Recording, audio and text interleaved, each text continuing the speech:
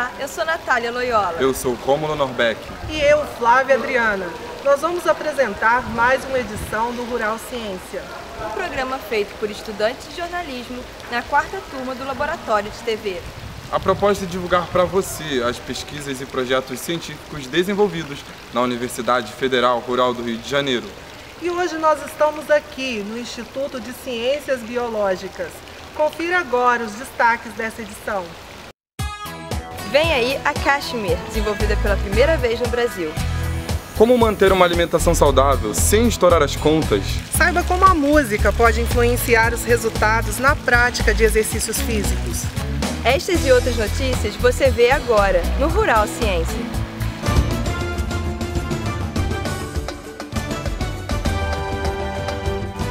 Pesquisa no Instituto de Ciências Biológicas na Rural mostra como mudanças climáticas afetam nas características dos anfíbios da região.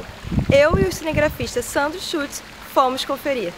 Durante o processo do trabalho, é possível estudar a morfologia dos anfíbios com base nas amostras compostas de várias espécies. O objetivo é compreender também a evolução biológica. O professor Hélio Ricardo da Silva, responsável pelo laboratório, proporciona conhecimento sobre as mudanças climáticas do passado e como as comunidades dos anfíbios foram afetadas.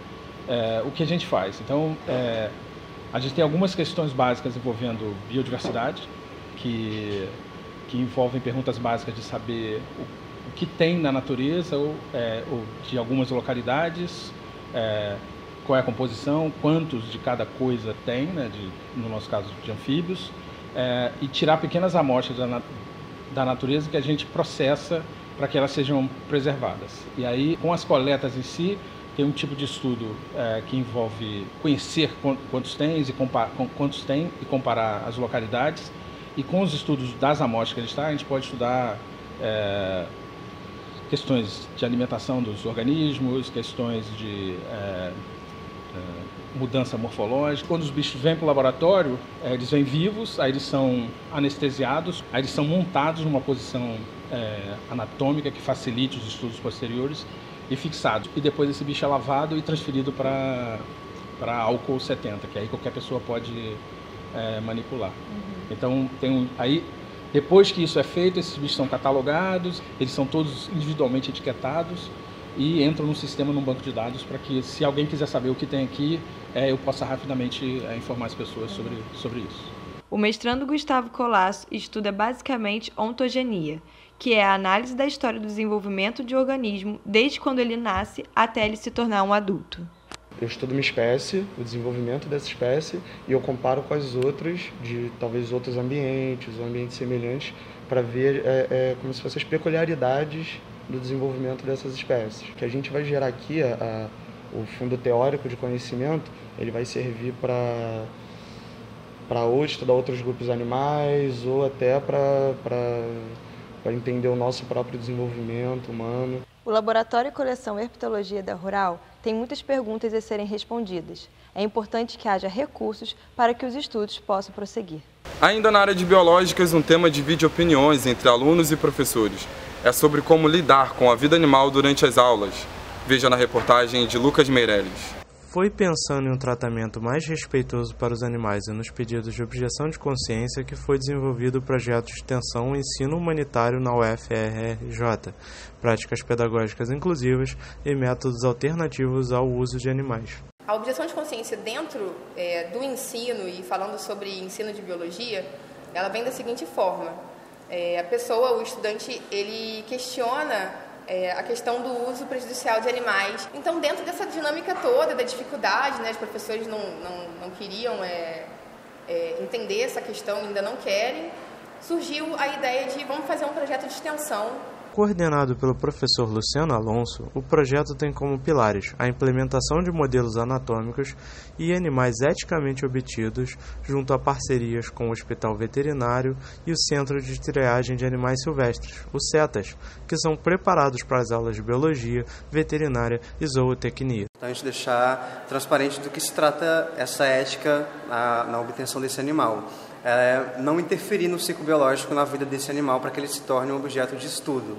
Então, a gente acredita que através do óbito natural ou de alguma complicação médica no hospital veterinário, a gente possa utilizar esse animal no estudo, na ciência, na biologia dele, sem que a gente precise necessariamente interferir no teu curso biológico. O projeto, que busca preservar a vida dos animais e tem apoio de muitos alunos, ainda encontra resistência nos corredores das ciências biológicas, principalmente por parte dos professores. Em função de toda uma prática de formação dos profissionais, baseada em metodologias já ultrapassadas, metodologias decorrentes de uso prejudicial de animais, em que os profissionais, quando assumem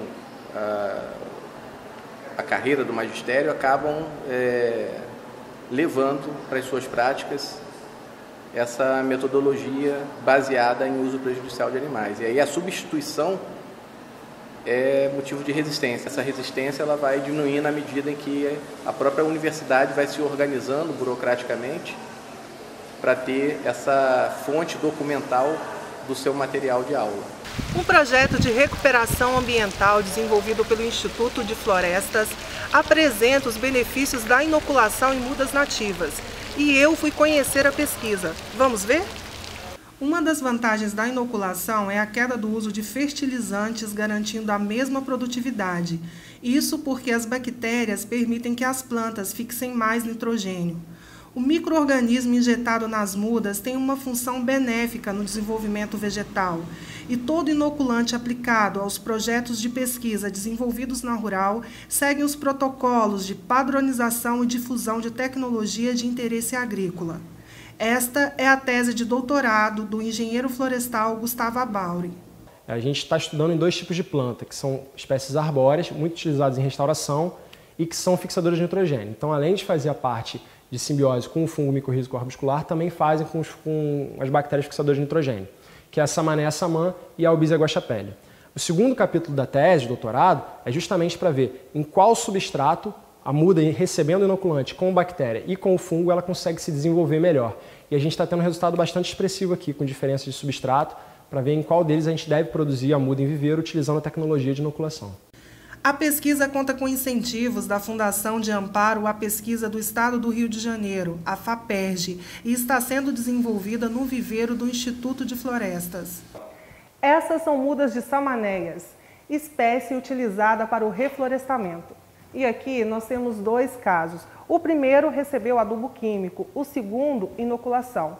Podemos observar o crescimento da planta inoculada. Esse diferencial será observado no campo, que vai contribuir para a formação da floresta. As mudas que passam pelo processo de inoculação crescem mais rápido, exigem menos insumos e toleram melhor o transplante para o campo. Essas são vantagens para as espécies destinadas à recuperação ambiental. Como se alimentar bem e ainda manter o bolso saudável? Desafio aceito por pesquisadores de educação física que relacionam orçamento familiar à qualidade na alimentação. Quem vai ao supermercado com frequência costuma perceber que nem sempre o mais saudável é o mais econômico. Quando se trata de escolher os alimentos, decidir por uma boa alimentação pode ser um desafio para o consumidor. Você acha que se vocês tivessem uma renda maior, vocês poderiam se dedicar mais a uma alimentação mais saudável? Com certeza. Algumas pessoas acreditam que para entrar na dieta e abandonar os alimentos industrializados, basta ter força de vontade. O que muita gente esquece é que também fazem parte desse processo o dinheiro e a organização da renda familiar. E é sobre isso que fala a pesquisa dos professores Breno de Paula Andrade Cruz, da Universidade Federal Rural do Rio de Janeiro, e Steven Dutch, da Unirio. Afinal, o orçamento influencia ou não na qualidade alimentar? Total influência, né, da renda da pessoa em relação a como ela come. Até porque, na maioria das vezes, a empresa está pensando no lucro, né, e não de dar um alimento bom para as pessoas, e sim um lucro. Então, a tendência é quanto mais natural, mais orgânico, né, essas coisas, acaba sendo mais caro do que deveria ser. Às vezes, até acho que a produção seja até mais barata, mas eles cobram mais só por estar comendo bem. É que a pessoa aprendeu a comer. Não é que o dinheiro vai fazer diferença, Muita gente tem muito dinheiro, mas com muita bobagem. A aluna do 9º período de Administração Pública da Rural, Natália da Silva, fala sobre o tema com a propriedade de quem participou durante 3 anos da pesquisa sobre o impacto da restrição orçamentária no consumo de alimentos hipercalóricos. Mães de família falavam que meu marido não tem salário suficiente para comprar comida para o mês todo e a gente compra hambúrguer mesmo porque a gente pode. Ainda de acordo com a pesquisa do IBGE, boa parte dos brasileiros possui péssimos hábitos alimentares, sendo consequência de uma má educação alimentar, restrição orçamentária, falta de tempo, entre outros. A família que tem um salário mínimo, ou menos, né, que um salário mínimo, ela vai vai comer o arroz e feijão, que é o básico, né, e a carne, quando encontra uma carne mais barato. Ao final desta etapa da pesquisa, os professores e alunos envolvidos puderam concluir o que a dona de casa, Leilane Rangel, com sua experiência, já havia percebido. O consumidor, quando está em situação de restrição orçamentária, tende a consumir alimentos hipercalóricos. A gente tenta driblar essas coisas da falta de orçamento, tentando pegar alguma coisa mais barata, a gente tenta ver no rótulo o que pode ser mais saudável, o que é menos saudável, tenta comprar isso.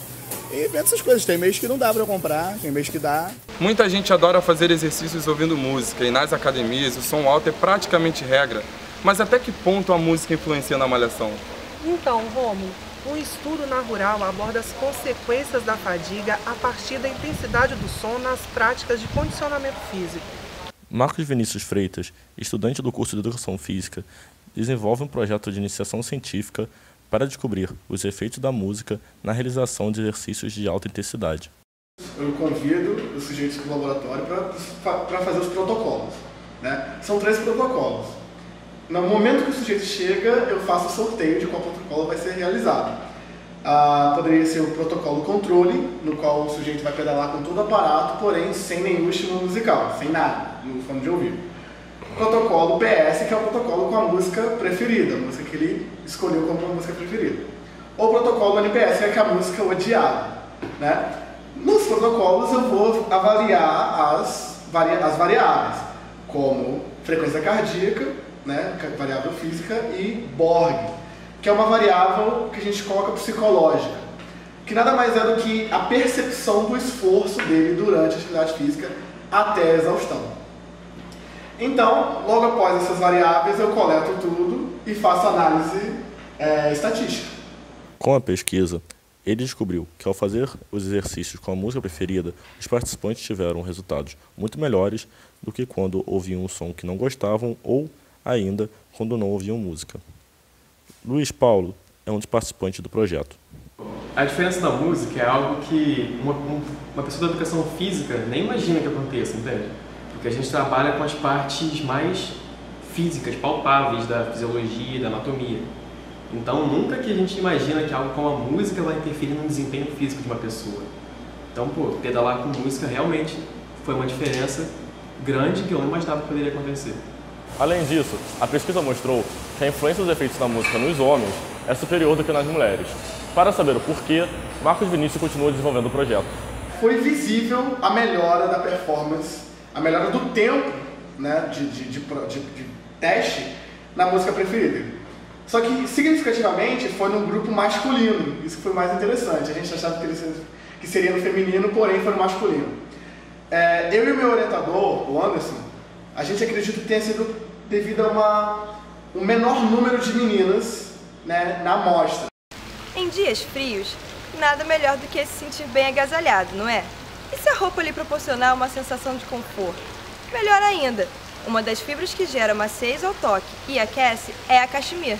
Hoje sua produção não é desenvolvida no Brasil, mas esta realidade pode mudar a partir das descobertas de uma pesquisadora da Rural. Eu e a repórter Gabriela Araújo fomos conferir. Quem olha essas cabras não imagina que elas produzem uma fibra especial para a indústria têxtil, principalmente para quem procura combinar conforto e qualidade em suas peças de roupa. A fibra de cachemir é inédita no Brasil e promete cumprir essas duas exigências. Lia Coelho é pesquisadora da Universidade Federal Rural do Rio de Janeiro e registrou a cachemir brasileira em 2014. O interesse pela pesquisa surgiu enquanto ela ainda estava cursando mestrado na Rural.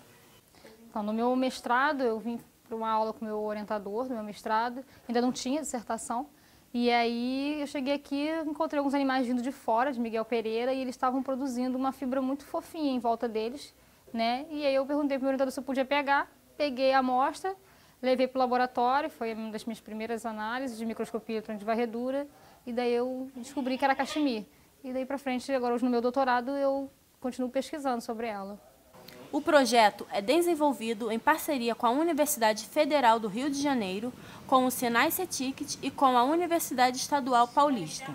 A gente pôde acompanhar e, ao mesmo tempo, contribuir no processo do desenvolvimento da fibra, da tecelagem do fio e no desenvolvimento do processo de fiação, que vai objetivar no final ter um tecido, uma fibra de cachemir 100% cachemir brasileira, né, com cabras nascidas no Brasil. Então é um processo novo e realmente a gente acredita que esse produto ele vai ter muito sucesso pela qualidade da cachemir e isso com certeza terá uma alta aceitação no mercado e com certeza será um produto de altíssimo valor agregado para a nossa indústria brasileira.